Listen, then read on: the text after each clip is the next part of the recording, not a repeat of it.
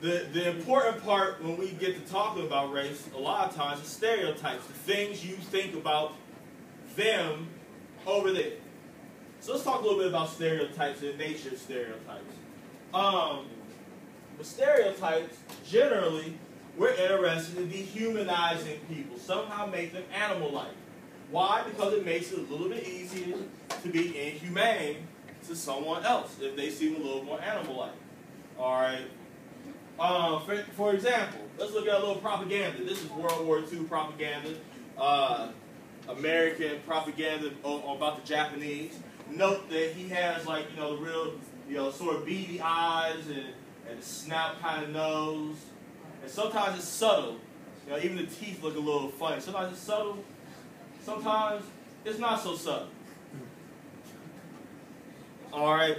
And the reason you would do this is, again, it makes it easier to not be humane with other people, which makes it easier to act on your negative stereotype. We call that discrimination. A good example of discrimination that will follow from this kind of dehumanization.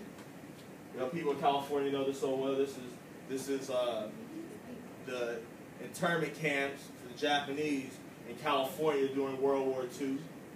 How are you able to do this? How are you able to feel okay about going in with a rifle and pointing it at a teenager's face in the middle of the night and saying, "Get up, grab what you can, we're leaving"?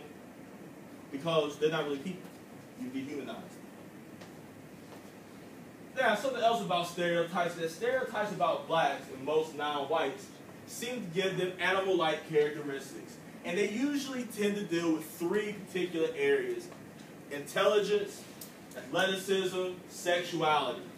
All right? Now, these stereotypes can change over time. In fact, we just saw that about the Japanese, but Asians in America have become what we call the model minority. And so we know they do change. However, more long-lasting stereotypes, particularly those about African Americans, are much more difficult to change, even over a relatively short period of time. And by acting on these beliefs, we maintain the barriers between us and them, between our in-groups and those out-groups. So how this works? Let's talk about intelligence. Black people are usually attributed to have lower intelligence.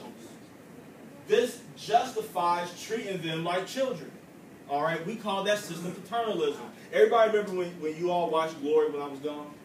Do you all remember the scene with the guy who was in charge of the army with red legs, red pants, and they just shot up and burned down the town? Oh, yeah. And he shot the one after he was slapping the white woman. Y'all remember that? Yeah. And he says, "They're all just children, little monkey children."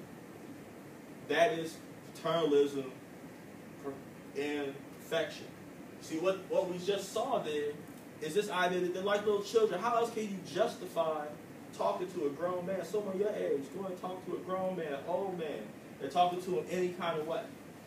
It's because it's like you're talking to him like a child, like they're not intelligent. I'm a dad. I'm a father. Paternal, that's where it comes from. Talk to my son. He's potty trainer. He runs to go potty. I say in the other room, "Son, lift up the toilet seat." "Yeah, Dad." "Son, make sure you take down your pants." "Son, where does the pee-pee go?" "In the water, Dad." Hear him finish. "Shake." Why? Because I'm his father. I'm the person who's supposed to talk to him that way. Because he's learning. But imagine you talking to a grown man. "Boy, make sure you pull down your pants." Ridiculous. But you see, when you can justify that behavior because you believe that their intelligence is lower, then you get away with it. But you see, those things were even studied scientifically. It's not like they just did that for control. They believe it. Back then it was about phrenology. For instance, let's take Brian here. Come on, I'm gonna touch him. All right. So I'm looking at his head. Phrenology was believing you could see something about the bumps on people's heads, right? Like, "Oh, look at this back here. What does that mean?" Whatever it might be. But they would then say, "Look at these skulls. Here's the white guy's skull, pretty normal, right?" Here's like an orangutan, some kind of ape, still not so far off. But the Negroid skull, look at how it slopes to the back, a clear sign of his diminished intelligence. And this wasn't just in somebody's book, this was in a medical journal of the 1850s. But it's not just back then, it was also studied recently, you know, talking about IQ tests.